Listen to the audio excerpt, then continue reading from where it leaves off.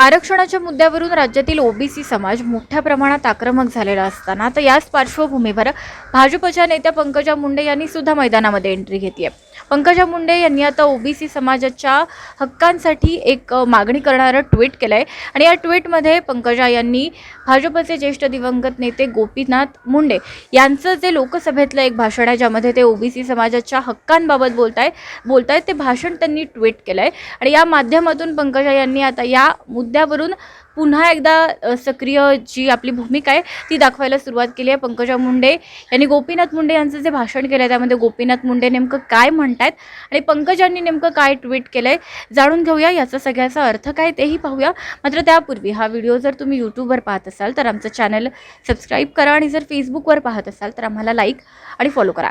तर पंकजा मुंडे यांनी आज ओबीसी समाजाच्या हक्कांच्या मुद्द्यावरून गोपीनाथ मुंडे यांचं लोकसभेतील एक जुनं भाषण ट्वीट केलंय। हा व्हिडिओ नेमका काय आहे पाहूया। 1931 में एक बार सिर्फ ओबीसी का उस समय जनगणना हुई थी। 80 साल हुए कि ओबीसी का जनसंख्या कितना है इसके बारे में सेंसस नहीं हुआ है। अगर हम इस समय भी सेंसस में ओबीसी का सेंसस नहीं करेंगे तो ओबीसी को सोशल जस्टिस देने के लिए और 10 साल हम उन पर अन्याय करेंगे। और किस लिए ये क्यों सेंसस मांगते हैं? इसलिए कि 2007 में आईआईटी में ओबीसी को आरक्षण देने के बाद एक पब्लिक लिटिगेशन हुआ था। उस समय कोर्ट ने ओबीसी के पॉपुलेशन के बारे में तथ्य सरकार को कोर्ट को देने के लिए कहा। सरकार ने कहा कि आज़ादी के बाद हमारे पास ओबीसी पॉपुलेशन का कोई स्टैटिस्टिक नहीं है, इसलिए आरक्षण देने के लिए कोई स्टैटिस्टिक उपलब्ध नहीं है तो कितना परसेंट आरक्षण दे ये तय नहीं किया जा सकता। उस समय बहस में additional advocate general law minister Mohli ji हैं, इस बात को निकाले। उन्होंने कोर्ट में कहा कि हाँ, सरकार को ओबीसी का सेंसस करना चाहिए। अब उसके बाद 2007 के बाद अब सेंसस हो रहा है तो ओबीसी का सेंसस क्यों नहीं किया जा रहा? अध्यक्ष महोदय, ओबीसी का सेंसस इसलिए चाहिए कि अभी हमारे भक्त चरणदास कह रहे थे कि कास्टलेस सोसाइटी चाहिए, गुणवत्ता के आधार पर समाज में न्याय मिलना चाहिए। आप दूसरे मुंह दिख रहे हैं मुझे, कहाँ है सोसाइटी में इक्वलिटी? और आप दलित होते हुए, शेड्यूल कास्ट होते हुए ओपन सीट पर चुनकर आए, आपका मैं अभिनंदन करता हूं। लेकिन हमारे कॉन्स्टिट्यूशन में शेड्यूल कास्ट और शेड्यूल ट्राइब को आरक्षण नहीं होता तो क्या बाकी सदस्य जीत कर आ सकते थे? आणि पंकजा यांनी गोपीनाथ मुंडे यांचा हा व्हिडिओ ट्विट करताना त्यासोबत नेमका काय संदेश लिहिला होता, काय मजकूर लिहिला होता तोही पाहूया। तर पंकजा यामध्ये असं म्हणतात की आम्हीही याच देशातील आहोत, आमची ही जनगणना करा, ओबीसींची जनगणना आवश्यक आहे आणि अनिवार्य आहे असं पंकजांनी आपल्या ट्विटमध्ये म्हटलं। आणि त्यामुळे आता आगामी काळामध्ये ओबीसी समाजाच्या मागण्यांच्या मुद्द्यावरून पंकजा मुंडे आक्रमक होण्याचे हे संकेत देत आहेत का असा प्रश्न उपस्थित होतो। दरम्यान पंकजा मुंडे यांच्या या ट्विटनंतर आता असंही म्हटलं जात आहे की पंकजा मुंडे यांनी यातून भाजपला आपल्या जुन्या आश्वासनांची आठवणही करून दिली आहे। कुछ यादे कुछ वादे असं म्हणत पंकजा मुंडे यांनी हे ट्विट केलंय आणि विशेष म्हणजे हे ट्विट हिंदीमध्ये असल्याने दिल्लीतील भाजपच्या नेत्यांना आपण काय लिहिलंय हे समजण्यासाठी हे ट्विट पंकजांनी हिंदीत केल्याचं राजकीय जाणकार सांगतात। आणि हे ट्विट हिंदीत करत पंकजा मुंडे यांनी आता थेट दिल्लीला ओबीसींच्या जनगणनेची आठवण करून दिल्याचं म्हटलं जातंय। त्यामुळे पंकजा मुंडेंचा एकीकडे दिल्लीमध्ये केंद्र सरकारला सुद्धा या गोष्टीची आठवण करून देण्याचा प्रयत्न आहे, तर दुसरीकडे एकनाथ खडसे यांच्यानंतर आता महाराष्ट्रातील भाजपतील एक सक्षम ओबीसी नेता बनण्याची सुद्धा त्यांची तयारी सुरू झाल्याचं आता म्हटलं जात आहे। तर आपण पाहिलं की 2021ची जनगणना ही जातीनिहाय व्हावी यासाठी आता भाजपच्या राष्ट्रीय सचिव पंकजा मुंडे यांनी ही मागणी केली आणि त्यामुळे राजकीय वर्तुळामध्ये याची मोठ्या प्रमाणात सध्या चर्चा आहे. खरं तर दुसरीकडे राष्ट्रवादी आणि काँग्रेसमधले ओबीसी नेते हे जातीनिहाय जनगणनेची मागणी करताना दिसतात, पण त्यांच्या पक्षाचं नेतृत्व मात्र जातीनिहाय जनगणनेच्या मागणीकडे दुर्लक्ष करतं. आणि या पार्श्वभूमीवर पंकजा मुंडे यांनी केलेल्या या मागणीमुळे आता राजकीय वर्तुळात आश्चर्य व्यक्त होत आहे. पंकजा मुंडे यांनी याबाबतचं हे ट्विट केलंय आणि त्यामुळे राजकीय वर्तुळात मोठी चर्चा आहे. दरम्यान पक्ष नेतृत्व आता पंकजांनी केलेल्या या मागणीकडे कशा पद्धतीनं पाहणार आणि त्याला कसा प्रतिसाद मिळणार, केंद्रीय नेतृत्वाकडून या सगळ्याकडे कसं पाहिलं जाणार, हा देखील एक महत्त्वाचा मुद्दा ठरणार आहे. मात्र जनगणनेच्या मुद्द्यावरून भाजपने अद्याप आपली कोणतीही भूमिका जाहीर केलेली नसली तरी पंकजा मुंडे यांनी मात्र आपली मागणी स्पष्ट सांगितली आहे. तर आपण पाहिलं की पंकजा मुंडे यांनी ही मागणी केल्यानंतर आता अनेक प्रश्न किंवा अनेक अर्थ याचे उपस्थित होत आहेत. ते असे की पंकजा मुंडे हे आता पुन्हा एकदा महाराष्ट्राच्या राजकारणामध्ये सक्रिय होणार का?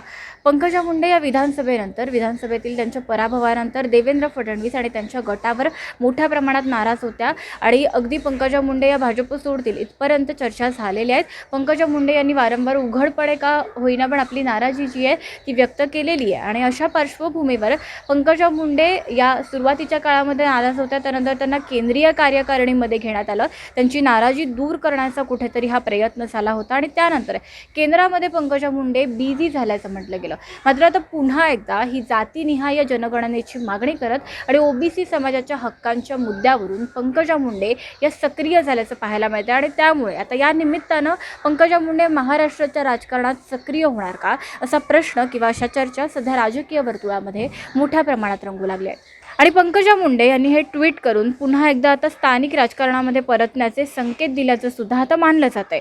एकनाथ खडसे यांच्यासारखा तगडा ओबीसी नेता राष्ट्रवादी काँग्रेसमध्ये गेलाय.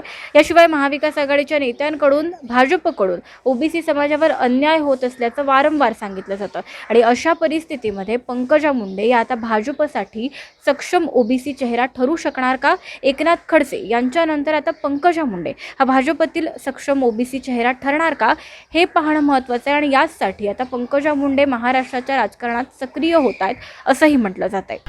दरम्यान एकीकडे पंकजा मुंडे यांची ही मागणी आणि दुसरीकडे आज राज्यामध्ये जालन्यामध्ये ओबीसी समाजाचा एक भव्य मोर्चा काढण्यात आला आहे. खरं तर पोलिसांकडून सुरुवातीच्या काळामध्ये या मोर्चाला परवानगी नाकारण्यात आली होती, मात्र त्यानंतर आता या मोर्चाला परवानगी मिळाली आणि या ओबीसी समाजाच्या मोर्चाच्याच पार्श्वभूमीवर राज्याचे मदत आणि पुनर्वसन मंत्री विजय वडेट्टीवार यांनी सुद्धा प्रतिक्रिया दिली आहे. विजय वडेट्टीवार यावेळी नेमकं काय म्हणतायत पाहूया.